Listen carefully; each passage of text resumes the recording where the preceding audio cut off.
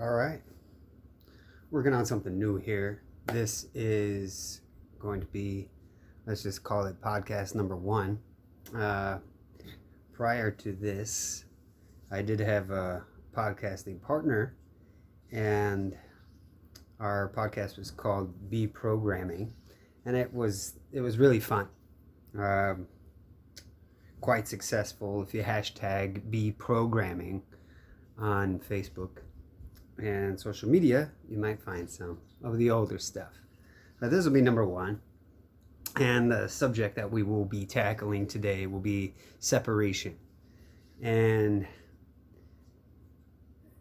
many of the topics, or the underlying topics or key points, if you will, many people may not even have any awareness of at all, any basis for any knowledge about some of these things.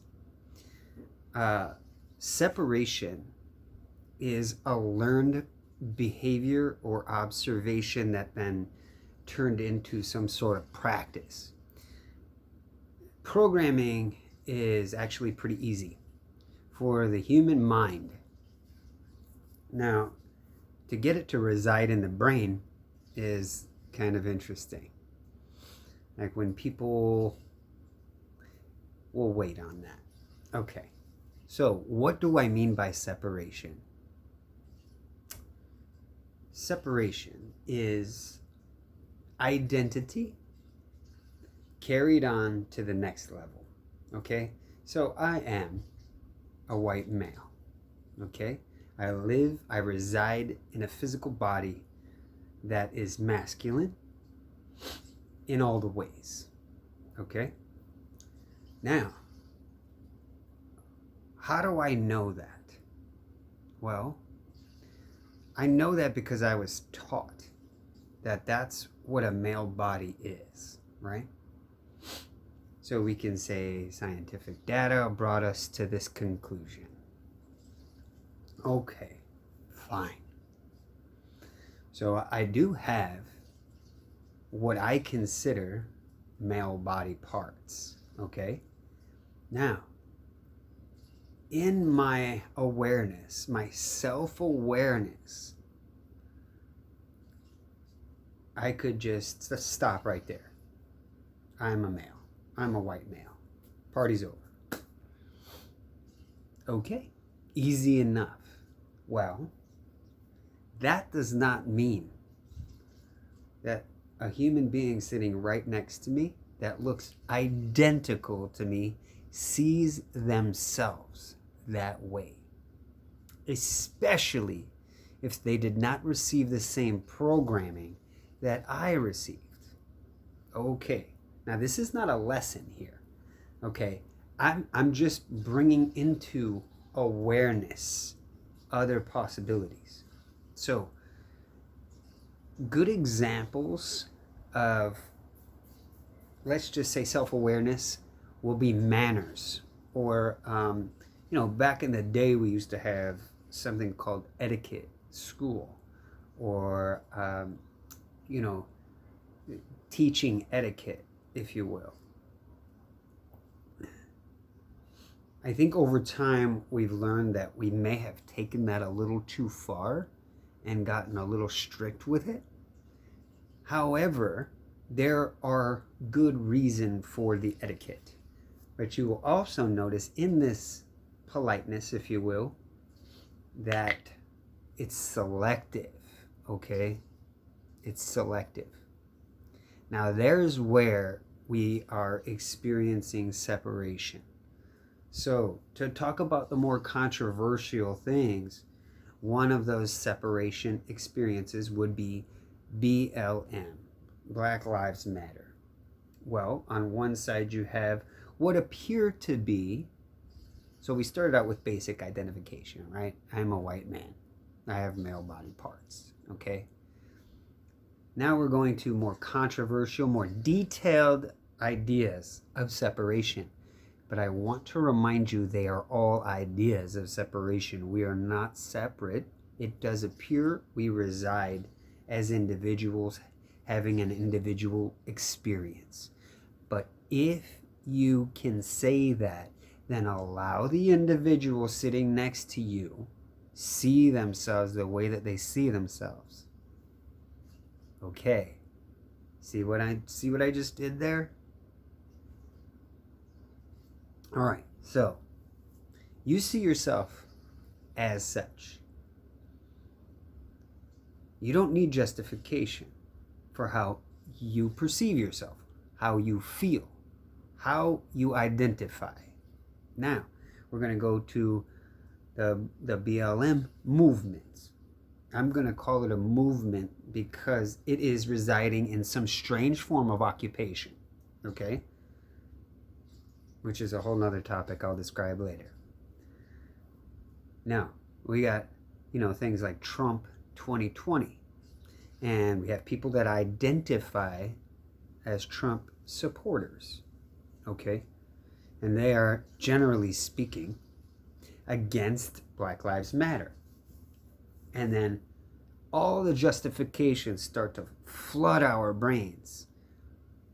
That's, once again, some strange form of occupation. You shouldn't need any of the justification.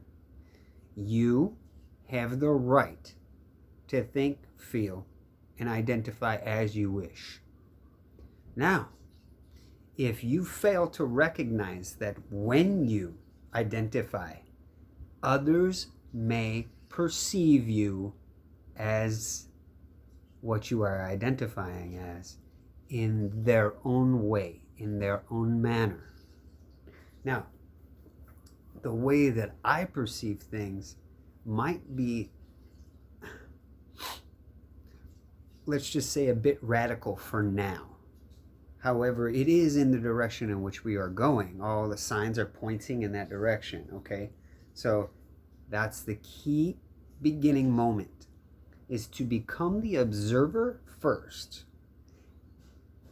Yes, you can temporarily identify as the observer.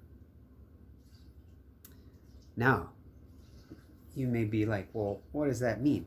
Well, that means remove all the labels that you've given to yourself, especially ones that have any kind of connotations of victimhood. I'll give you a controversial example, okay? Single mothers. Now, there's a lot of triggers here, okay? Like, you get into parenting, like I am a father. I was a terrible father for a while. Now, it took me a while to get to a place to where I could observe this guy in a different time and space failing and owning up to it. It's not a big deal. I learned from that. I continue to learn from those things. Now, I have my reasons, that's for sure. And the type of person that I identify with that brings me a little more peace is to let things go, right? So when I'm experiencing something that bothers me, that hurts me, I work through those emotions and let them go. I don't need to justify or explain. I don't need to explain myself to others why my behavior is showing up as it is. So I see, though, that has haunted me in the past, especially with my family, especially with them trying to understand who I am. For doing the things that I did or didn't do. They may not have been able to see with these eyes, right? So then, to me, a trigger is to recognize whether someone wants the information or if they just would rather control, manipulate, struggle, fight, argue. The hostile nature is where I just say, okay, bye. The victim nature, okay, bye. So back to single mother, for example.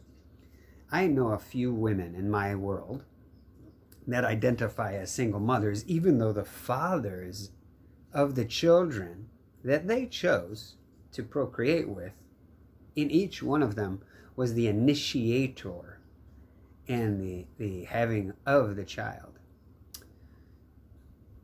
Now, they got to some place where the relationship failed. Each one of these fathers is in the child's life. One of them is actually in the child's life more than the mother, and she still identifies as a single mother. One of them financially supports the mother while she still does not fully agree to allow the child to be with the father when he wants the child. You see, these are identification games. If you identify yourself as some sort of victim, right? So even though none of these three women are single mothers, they identify as a single mother. So what's going to happen? Well, if you're role playing, you can see it easier. If you're an observer, how is it that you can fully observe? Well, if we're identifying, then we're momentarily pretending. Okay? You may be, well, no, this is real life that you're talking about. Okay, well, plain and simple to be done, then you have failed to observe yourself, self-awareness, and identify as a single mother. So you're failing to see that you're not a single mother, actually. You're failing to see that you chose to have that child with that man, okay? And then you chose separation. All of these three things are choices, which is a hard sandwich to eat when you recognize that you chose that. In a world of many, many complications, where ultimately it's obvious we don't have choice at all, these little minor things that we get to play out, if you have a choice, don't choose victim. Don't choose to hold yourself back in identification, especially in separation, especially self-awareness. Okay, so self-awareness is a portal, if you will, into manners or etiquette. All right? Now, chewing with your mouth closed is obviously polite. Here we are in this COVID deal where people are spouting off all kinds of random, terrible information, right? And not listening, respecting, and even know the basis of how we make laws. But yet think that they know. All right. So then you'll see the controversy. You'll see these identifiers fully stuck and then clashing, blaming, and then making themselves victims of where they're at, which is not true. Again, first off, the only thing that's happening is right now. That's a big part of everything. The only thing that's happening is right now. So if you choose to reside in that and stay there, you might be surprised what's happening. You're taking yourself right out of the moment. Also, you'll recognize sometimes you will not be experiencing full breaths. This is also a portal into self-awareness. If you find yourself tense, tight, not able to relax your gut, you might find out that you're stuck in some kind of story or fear. Fear is a manipulation tactic that you don't realize you are using. Do not project your fear onto anyone. Don't do it. Don't do it. All right. So when you come back into your body, this is the beginning of self-awareness, the basics. You're going to take deeper and deeper breaths.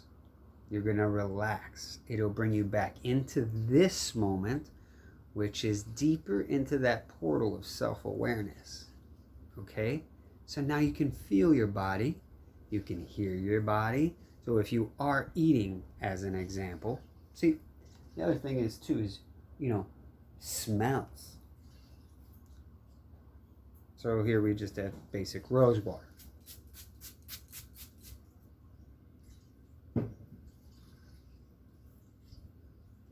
And behind me I have a structured water unit making that little noise, but you see there's a typhoon in that water. I have it running a little bit more than I need it as part of awareness. Part of awareness to know that the molecules in the air around me are also self-awareness. Everyone around me feels my energy. That's how privileged we are to be responsible or hold self-awareness. So all the things that I practice, growing food, culture, education, the environment around me, behavioral patterns, is all to bring me back to the moment so that I can be more privileged, more responsible, more aware of right now. Even making this video, I already know what I like. I already know what I need. I already know what I enjoy practicing. If you look, so the next topic will be culture. So we're going to come to a close here pretty soon on this podcast. I want to try to focus around 20 minutes for each podcast. But we've just entered into the door of self-awareness. Key points are now. Observer. Yeah. Identification. Victimhood. Okay? Are you making yourself a victim? That's what you need to ask yourself. What do you call yourself? Do you say the words, "you make me"?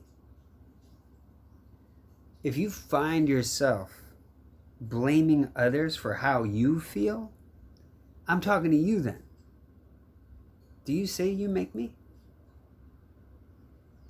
So all of these things that we get to practice will help us become more responsible and more privileged. The privilege is to share. That is the privilege, not to take. There's a difference, right? The privilege is to observe, not to hold firm or manipulate. The responsibility is indeed privilege as well. Yes. So I'm going to end this on, I admit, if we're going to play the identification game, I feel there's two cultures on this planet that I don't want to say have it figured out, but the lines that they drew in the sand, boy, I wish we could keep redrawing those. You look at the Maori people and you look at the Kanaka Maoli of Hawaii.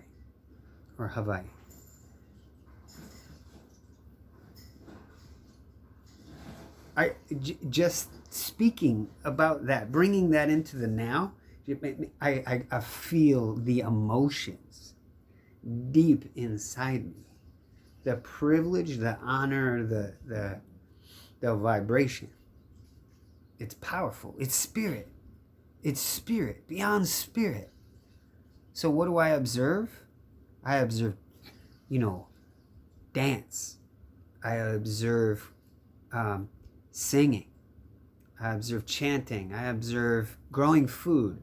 I observe dress. I get to live in Hawaii, and I have been shared the culture with. I have received the information. It has been taught to me a lot. I don't identify as anything. I actually like to hear how you perceive me. I do understand. I do have these parts that I love. And traditionally speaking, through programming and science and observation, I recognize that I honor them in the more let's just say common form, but just basics. Okay, I share this with a woman. Okay, so then after that, I like to hear how you see me. So that means when I listen to other cultures, right, I want to absorb it. I want to absorb the information, not control and manipulate it.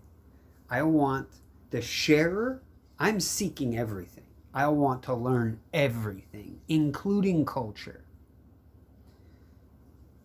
I want to know it all.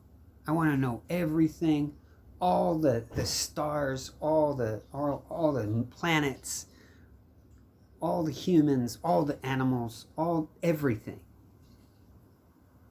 I want to collect all the data.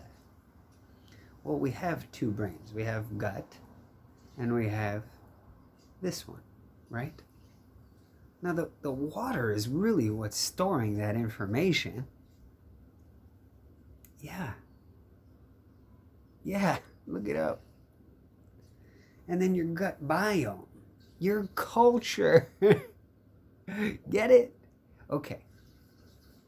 So, if you were to ask a Kanaka Maoli what culture or their culture is about, you would see that maybe sharing, teaching everyone that is seeking the information is part of the responsibility of a Kanaka Maoli, right? Okay. So that's just an observation. That's just how I see it. Doesn't mean that that's the way it is. It's just, this is what I've been taught. Okay? Now, there are humans that do not respect culture. That's obvious. They are takers. They are manipulators. And you may recognize them in a common form. They may look similar. Okay? But here we go. Here's where things get tricky. That's the identification game. So if we are going to identify, then are we going to keep separate? Or are we going to do our best to share the information? Because it's a right, it's a privilege, it's an honor, and last but not least, it's your responsibility. Because we don't want people manipulating culture. No. It's a gift to share.